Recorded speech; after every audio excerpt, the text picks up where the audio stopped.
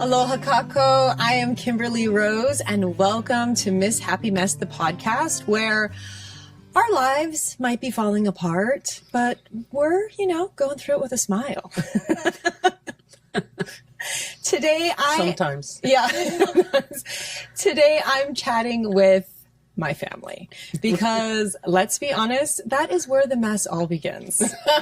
And sometimes if you're lucky, they will help you clean up the mess and live a better life. So I'm so excited that you guys are both here. I'm going to start with my Auntie Mamo, who is not just my auntie, but she's so impressive I have to read it. She was the first special advisor to the Chancellor on Hawaiian Affairs at the University of Hawaii, Manoa, and she holds a PhD in political science with an emphasis on the politics of the West and Native ethnic epistemology. I want to welcome you and congratulate myself for saying all of those words in one take. Welcome. And my sister from a different mister and also actually a different Mrs. because we're stepsisters. That's true. Jarmae Turner. She is a mother of two. She is a former flight attendant and she now teaches and makes lei and haku in Redondo Beach. You should definitely check out her Instagram page, The Hawaiian Hippie. Welcome. I'm so excited we made it. Yay! We're finally here on the day. Yes. Thank you. Okay. I have gathered us all here because the topic is mixed and messy. We are all hapa. I'm the millennial voice. Yes. Hello, millennials listening. I would be the Gen X sad. voice. Thank you for listening. And Yeah, I don't want to say this, but I'm a boomer. Okay, so A baby boomer. but that's the last time I'm going to say that. we Yeah, don't. You don't. We have don't got to- it. We don't got to say. Yeah, and not all boomers are created equal. Some are 100%. Some are Some are advanced. more boom, and some are more. Maybe. But she's a boom. She's not a. Okay, so I want to know how you guys define who gets to be Hawaiian, because we hear people they've been living in Hawaii for 12 years and they're like, I'm Hawaiian. No, you're not. Yeah. I'm going to do a spoiler alert. You're not Hawaiian because Hawaiian is a koko thing. It's a blood thing. It's not like being a Californian or a Angelino. Angelino. And also, how do you define hapa? How do you guys define hapa? Well, I heard some people say half. I never thought of it that way. I always thought of it as just mixed. And I always thought of it when I was younger. What I thought hapa meant was you were part Hawaiian and part haole. Oh, only that. Yeah, that's what I thought. Oh, okay. See, that was different for What for did my you think? experience. Yeah. I felt like it always meant half. So most of the time it would be half Hawaiian and half haole. Yeah. That's pretty much like, oh, she's hapa with her hapa hair. Or I feel like further down the line, it was half haole, half Japanese, Chinese, whatever. But the Hawaiian was always kind of insinuated, right? When you Right. were like, Right. I'm hapa haole, the Hawaiian was the insinuated part, and then you would verbalize what the other half was, right? Because I remember my tutu was hapa pake. So she was Hawaiian and then Chinese. Yeah. But then it really has kind of changed because now we have It colonized again, Kim. It Okay? did. It went from half Hawaiian, and now it's just half. like no Hawaiian. And, now it's just half. No, now whatever. it's like if you're no half, Hawaiian. right? Or now you it's can, no Hawaiian. there's no Hawaiian. It's just like you can be anything, but if Right. you're mixed with something and something, there's no inference connection Yeah. at all, right? Well, I think we're all going to end up being hapa the way it's going. Because if you look at how, well, for example, the immigration thing, there's going to be a mix. I mean, most people are going to start looking mixed, and I welcome that. Hapa. Growing up in Hawaii, I remember people always asked me when I was little, what's your nationality? What are you? And I was like, I'm Hawaiian, Chinese, Korean, French, German, Hungarian. And I always said it in that order because my tutu, my Auntie Mamo's mother, told me you always say Hawaiian Gotta first. have the Hawaiian you are first. proud to be Hawaiian. You tell them you're Hawaiian. And so I always said Hawaiian, Chinese, Korean, French, German, Hungarian. And then when I got older, I started hearing that other mixed people thought that question was insulting or they didn't like that question.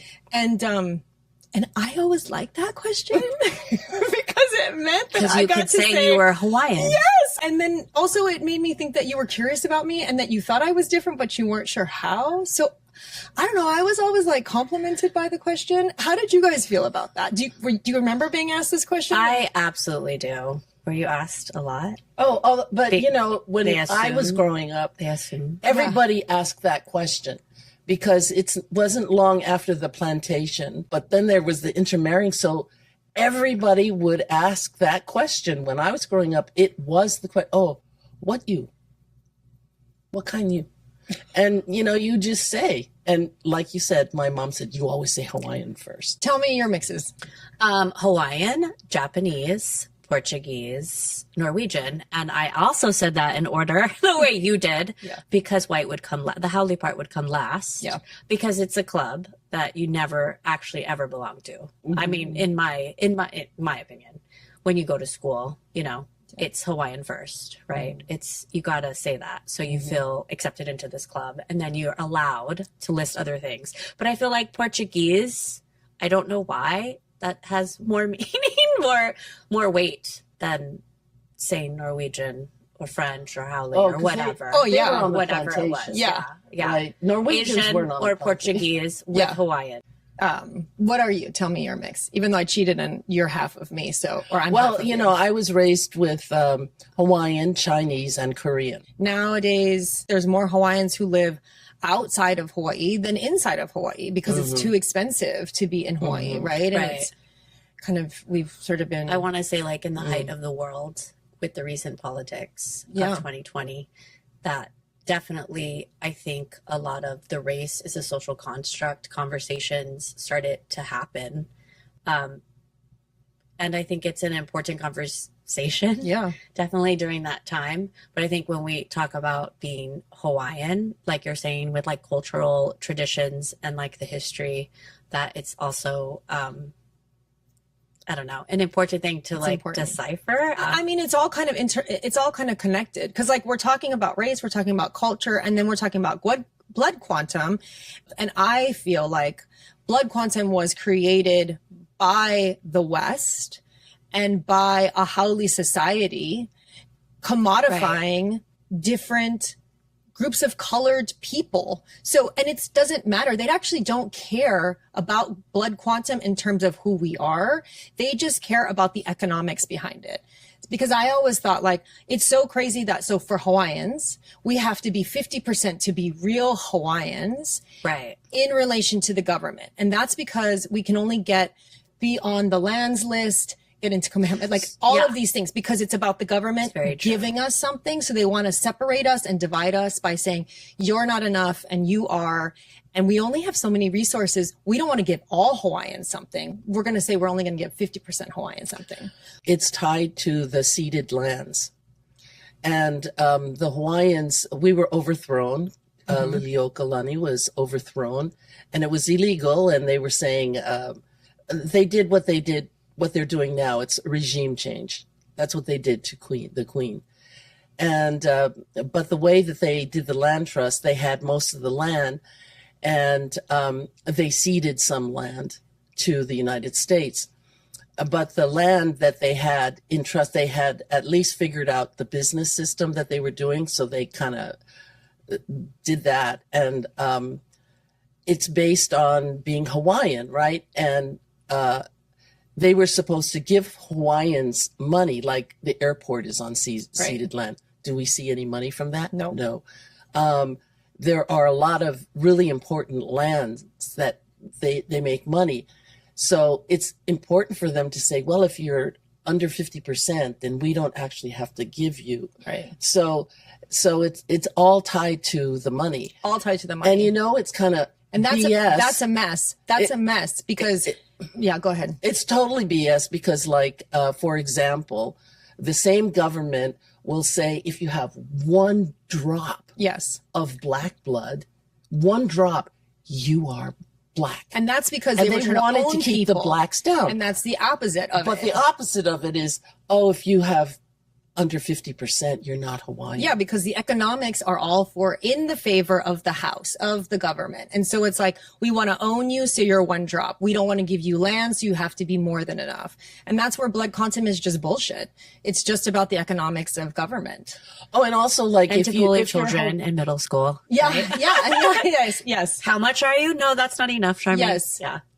Right. And I wanted to ask you guys about feeling like a fraud, because I often get into situations where I don't feel like I'm enough, you know? Right. I don't feel like I'm enough Hawaiian because I don't present in the way that a Hawaiian people think of. And that actually happens in the mainland too. Like on the continent, people are like, that's not Hawaiian, how Hawaiians look. And I'm like, Right. what? Because they don't know. Yeah. Yeah. And then, but I also don't feel enough Korean because I don't speak the language. Yeah. And I once did an interview. I was doing a movie back when, and a woman from China interviewed me, and she found out I was part Chinese, and she asked me what it felt like to be Chinese. And I was like, what? And she goes, how does it feel to be Chinese? And I was like, you're Chinese. And she's like, but not like you. I was Yeah. like, oh my God. I was like, it's not like a perfume I spray on. I wanted to know what your experience was in terms of feeling like a fraud. So growing up, when I was in high school, I lived in Nanakuli, and my brother, very, very tanned person, has, you know, tattoos, the dark hair, the dark eyes. Everyone immediately, Hawaiian guy. Mhm. I'm the sister, right? Totally do not look like my brother. Mhm. And kids would tease me and say, oh, look at the whitewash. And then my brother would join in, of course, right? Whitewash. He did. Oh my gosh, of course. And I just let it lie. Like I let it lie, right? But when I went to town, to Sacred Hearts, Sacred Hearts, where I went, whatever, I was, that school is mostly 90% Filipino. And so that 10% where you're like, just like maybe Hawaiian, local, mix, whatever, you find your people, you find your crowd or what have you, and then you're accepted or whatever. And they're like, oh, she lives in Nanakuli. Oh, she's like this crazy Hawaiian to that whatever. And it's like hilarious because it's like, oh, they're calling me like Holly Whitewash over here. And then when I came to the mainland as a flight attendant, they're like, oh, I could totally tell you're Hawaiian, They're like, oh, the eyes, the hair, if I'm super tan that year, oh yeah, totally. You're totally Hawaiian. It's like, oh wait, you don't know what Hawaiians look like. And then it's just like, again, like you're saying, it's like, I guess it just depends who you're talking to, what their knowledge is of Hawaii, Hawaiian, what you look like. And we're obviously not represented enough, right? You see a movie like 50 First Dates or something that's filmed in Hawaii, and all the Hawaiians are like Samoans or Asian, Mm. Yeah. There's no true exposure or representation in the media. So of course they're like, yeah, of course you look Hawaiian, you know. It's crazy too, because it's like you were saying, in one situation you can be perceived as, whitewash. And then in the other situation, you're like, oh, that's this crazy Hawaiian. Oh, Nanakuli. And it's like, whoa, I'm not winning. Yeah. Or I don't even think it's about winning, but like the perception is fluid. So how do you then perceive yourself? Yeah. I think that I have never felt enough. Like you're saying, it's kind of an imposter syndrome where I'm like, oh, it's the least thing that I'm going to mention because of my insecurity of like, I don't feel Hawaiian enough. Until a situation where I'm like, no, that's not Hawaii. That's not how you say it. That's incorrect. Hawaii was overthrown. We're the 50th state for a reason. Definitely will speak up sometimes when it comes to the history or like people's lack of accuracy when they just think it's one island in the Pacific. Like, no, it's 8 islands, Yeah. They think we have our own currency. No, we don't, Yeah. We used to. We used to. Well, we used to. Yeah. Yeah. When we were a whole kingdom. Yeah. We're a whole nation. How about you? Sovereign How are you nation. perceived? How do you perceive yourself? Well, that's a harder question, but how did I experience it? Well, my face, my nose is Korean. My eyes are very Korean. I kind of cut it to the whole, my teeth are no. So, and my hair was very, very, very straight and long. So everyone thought I was just Asian. They didn't know what kind of Asian. And so sometimes, I once went through the airport and a Filipino guy said, "Oh, are you Filipino?" Starts talking to me in Filipino. And I said, "I'm sorry, I'm not Filipino." He goes, "Oh, don't be ashamed of your race." And I was like, "I'm not ashamed of my race." "Yeah, you Filipino, don't be ashamed." And, so I was just, that was like odd. Yeah. But then when I went to Japan, there were some Japanese actually thought I was Japanese. So it was all over the place. The Hawaiians always questioned whether I was Hawaiian because I looked very Asian. Mm-hmm. But my sister, your mom, they never questioned whether she was Hawaiian. It was always kind of a strange phenomenon to me, and I didn't really quite get it. And then going back to the race thing, what I found out through ethnobotany is that they're saying, a lot of people are saying that actually Hawaiians come from the Philippines who went down through that, Malaysia. That's interesting. I was never taught that. Yeah. It's through pita pottery is what they've kind of the lapita. Yeah, the lapita pottery. And then they come down all the way, then they hit New Guinea and Indonesia, and then they go through, and then it's the Samoa, Fiji, whatever. Then they got to Tahiti, and then the Tahitians went up to Hawaii. So it's a long line of things, but in that roundabout way, I guess I am Filipino. And so, like, how can you? I mean, really, how can you be racist? Really. How do you see yourself? You mean as race? I always think of myself as Hawaiian, Chinese, Korean, because that's what I was taught. But I don't think about it. I'm more. So I'm more fascinated by the fact that I'm Neanderthal, actually, because I did always feel different, but I felt different everywhere.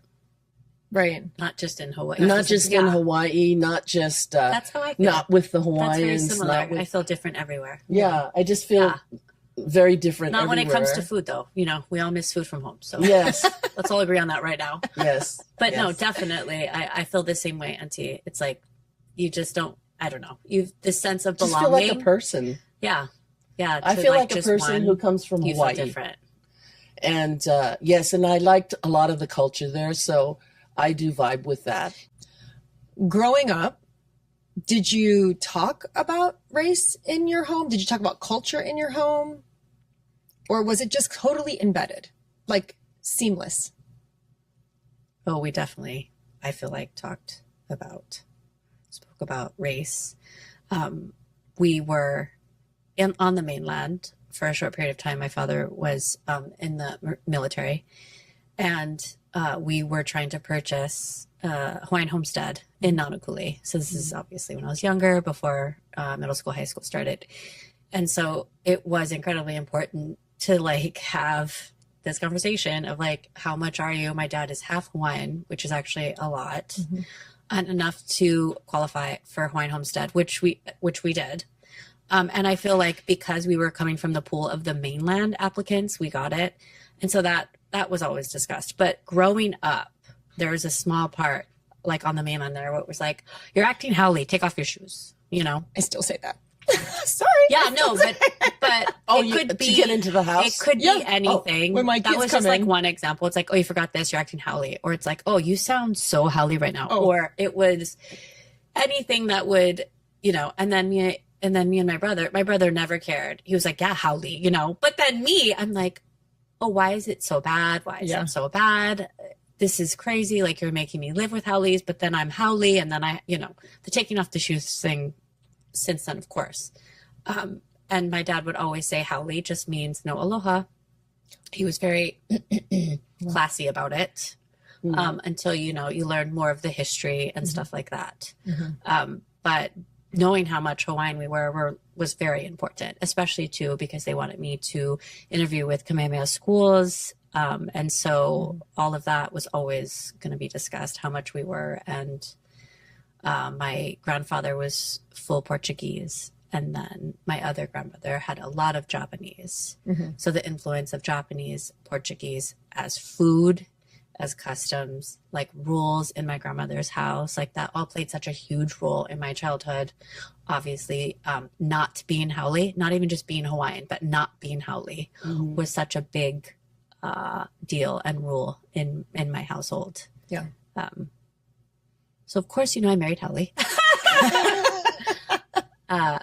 And tried to teach my kids to take off their shoes in my house, because that's still, so many things still stick with you. And you're like, is this my rule, or is this just like this rule that I have to have because I was raised with? Like, do I care about this? But I do care about shoes in the house. I do too. It's also a hygiene issue. It's a big thing. I think it's like a really gross thing to like walk around a public bathroom and then walk in your bedroom. 100%. In my opinion. Yeah. How about for you? What was the question again? Sorry, the question was, did you discuss race in your house when you were growing up, or culture? No, in fact, everything was implied. There was no real conversation about it, but everybody always wanted to know. I mean, it wasn't just my family. It was everybody wanted to know what race you were. They would just say, "What are you?" And so it was just normal for all. When we were growing up, everybody did it. Mm-hmm. And except the haole people wouldn't do it all, obviously. But they wouldn't do what again? Worry about race. Oh, I see. Like if you said, "Oh, what are you made up of?" He says, "Well, I'm a haole." And you would go, "Well, what kind of haole?" And they go, "I'm just white." But actually they have different strains in them too, I mean, English weren't the same as, let's say, Spanish or Portuguese. So that was kind of interesting to me, that the white people didn't know what they were. They didn't know their ancestry. So for us, it was just normal. And jokes, people always joked about other people's race, but everybody did it and everybody laughed. I mean, it was a way for Sancho us. Lee. Oh yeah, I love that. Yeah. It was just a way to Mr. be Sancho Lee. Sorry. okay, Plenty like out of my sorry, I had to finish it. out of my era, I guess. Yes. No, it's true. They is didn't true. talk about it though. They didn't say this is what we do because we're Korean, or this is the food we love No, because no, we're no. Chinese. I remember growing up. You know how I know about the different races is the food. Yeah, I knew amen. Korean food different from Hawaiian food, different from Chinese food. Yeah. That's what I knew. And that's whatever culture, but they wouldn't say this is my culture. This is because everyone was trying in my day to assimilate. They were to what? to assimilate to a standard that the white people had. Acceptable, right? Which was in order to work, in order to get work, in order to be considered, non-primitive You know what? or We whatever. had that. I had that too. My dad would correct me if I ever spoke pidgin. He would correct me and say, "We don't speak pidgin. Yeah, we weren't ever Speak allowed proper to English." speak Yeah. pidgin. Oh no, I Speak never proper spoke pidgin. English. Yeah. I mean, only when I was drunk. Yeah, no, we were not allowed to speak pidgin. Yeah. Well, we could talk about that, right? If you're not white and you're a certain ethnicity, then it's your responsibility at all times, right? To represent that ethnicity in the most proper light, whatever, Right. air quotes with Trying proper. to be the model minority. Right. Yeah, so the culture, you don't even realize it, but the culture you're being taught is assimilation culture. It's actually not. So even to this day, in fact, just recently is when I finally kind of decided what I thought culture was. What do you think culture is?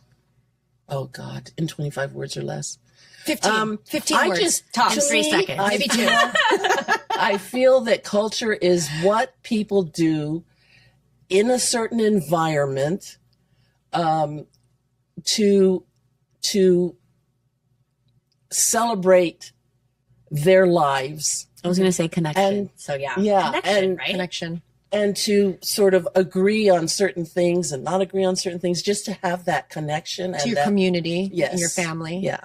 So what do you do? What do you both do? We're thousands of miles away from Hawaii. None of us gets to live in Hawaii anymore for multiple reasons. What do you guys do now to keep close to your culture? Well, my first year on the mainland, I wanted to immediately go back home. And my dad said, "No way, stick it out, supper, you got this." And so I remember it was your mom, actually. She was like, "You need to bring home to you because I see that you're struggling." And so the first thing I did was to try to cook food from home. And you know, it's incredibly hard to get all the ingredients of, let's say, actual Hawaiian food. But there was local favorites like shoyu chicken, get the sticky rice, go to the nearest Asian grocery. And then the second thing was the music, because we could listen to music, and I think that's how we feel really connected. But I was trying so hard to play guitar my whole high school era of punk music and stuff. And then when I got to the mainland as a flight attendant, I picked up the ukulele because I was like, I could play guitar. I probably could play the ukulele. And that felt like I reconnected all over again to, nice. you know, Hawaiian music, local music, Hawaiian words, right? Yeah. Wahine Likea, it's like one of the easier ones, or on the island when you first learn ukulele, and then you feel connected all over again just through food and music. It really helped me. I agree, because like I've been dancing hula lately, and it's just to hear the music, be in a community, be connected to the words and the stories. Right. Not even like for any end game of performance, but just to be immersed in it once a week and hear it and hear the music and stuff. It's, you're trying. Sometimes I would smell a gardenia flower. Gardenia flowers sometimes can take me home a little bit. Well, and then we have family. Like, we're creating our own community right up here. Yeah. I mean, and you're further away because you live very out there. Yeah. In the woods, in the sequoias. And I love it. But, you know, my journey was different because I just wanted to, I perceived the world differently at a very early age, probably because I was actually born in Japan. I was born in Japan as well. Wait, you guys were born in Japan? Japan? I did not know that. I was born in Okinawa. Oh, we stayed in Okinawa for 2 years when I was a teenager. I love Okinawa. It's like I don't even know you, Auntie Mamo. Yeah. I did not know you're where in Japan? Fukuoka. Okay, Fukuoka. And that's crazy. Yeah, I said it like I knew where that was. I know. You really nodded. You're like, oh yeah, Misawa. Yeah. My mom graduated in Japan. Oh, I in Okinawa. In Okinawa. Yeah, so did I. Yeah, so did I. They were at Kamehameha, and then they left because they had to go to Japan. Yeah, because my dad was working for civil service. Yep. And he got put over there. Yeah. And so we graduated from Kubasaki High School in Okinawa. And there's a lot of military bases in Okinawa, by the way. That's why I was born there. Yeah. Go back to your answer. Sorry, my bad. So we, so I was born in Fukuoka. And the first 2 years of my life, because your mom came about 13 months before I did. Mm-hmm. And so she was taking care of your mom, and I was put with the maid, who was Okinawan, by the way. And so my first language was actually Japanese. Well, that's very cool. And I thought that was really, well, I know about these things. So, but I just think because of that, because my imprint was different, I just wanted to know what was going on in the world. And I just had a different sensibility to me for some reason. And because of that, I wanted to find out what was happening in the world, because I didn't feel like what they said it was what I was experiencing. And I wanted to know where it was. So I traveled to see how everybody was living and what they were doing and all of that sort of stuff. So do you feel like you took your culture with you, or do you feel like you were like, I don't even need, like, how do you feel like you took culture with you through this life? I just never really thought about it. I never really thought about it until I started having dreams to go back to college and get into Hawaiian studies. And I follow my dreams when my dreams tell me to go. And especially if they're urgently, you will go. So I went back.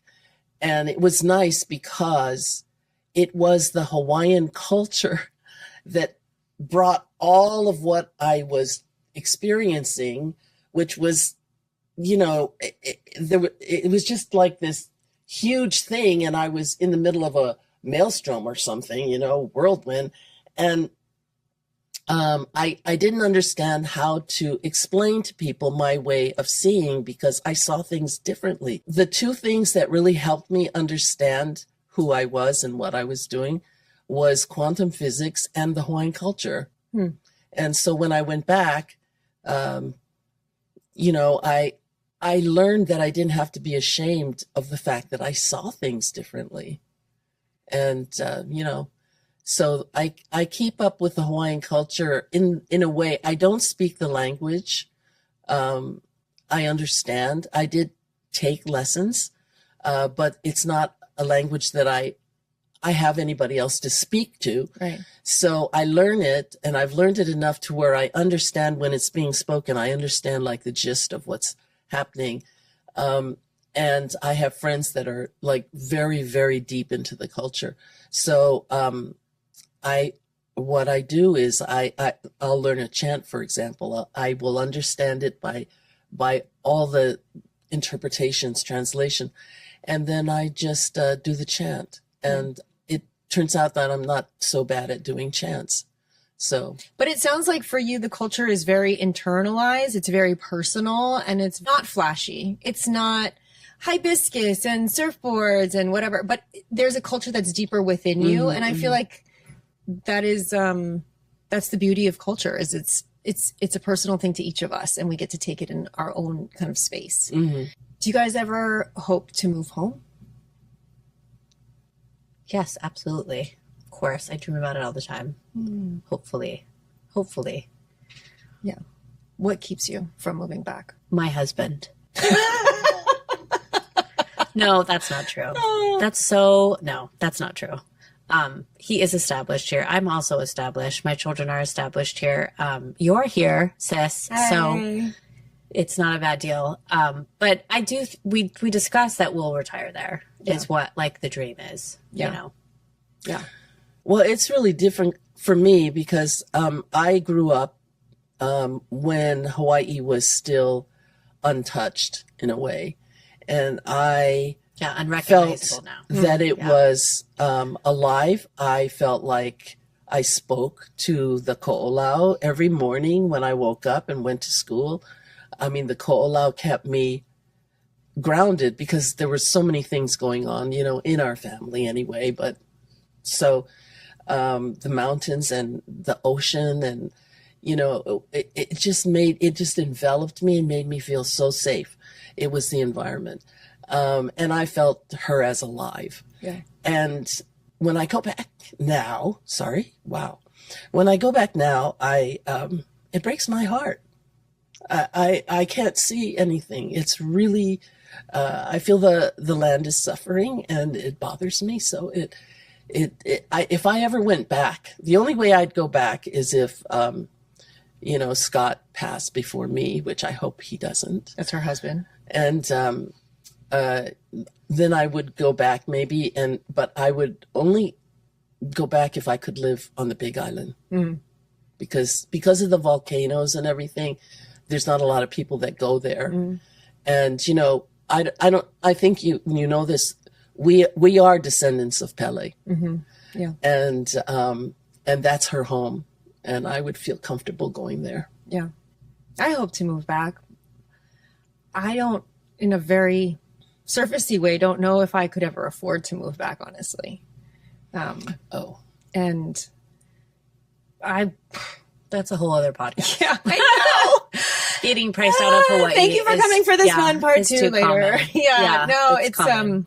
and it is heartbreaking in that way. It's so hard to think about not being able to move back because I don't want to. I don't know. You've been wanting to move back for years now, though. I know. That's which is maybe why I'm doing this. I podcast. think I had a fantasy too that my children, you know, could have similar upbringing. Yeah.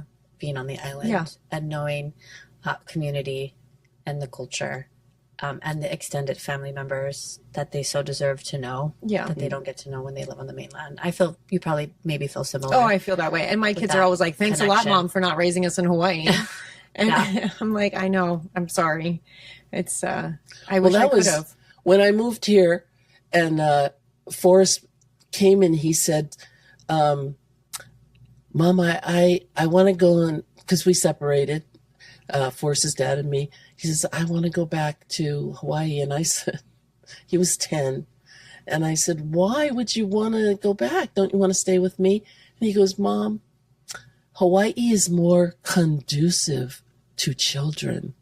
Oh, I went, where in the heck did you learn that word? Oh my You're God. only 10. Conducive. He's So, a smarty. That was very funny. Oh. Well, thank you that's guys. true. Thank you guys so much for coming and being on this episode. And I love you both. I love We you love you, too. I'm so excited. Yes. Thank you. Yes.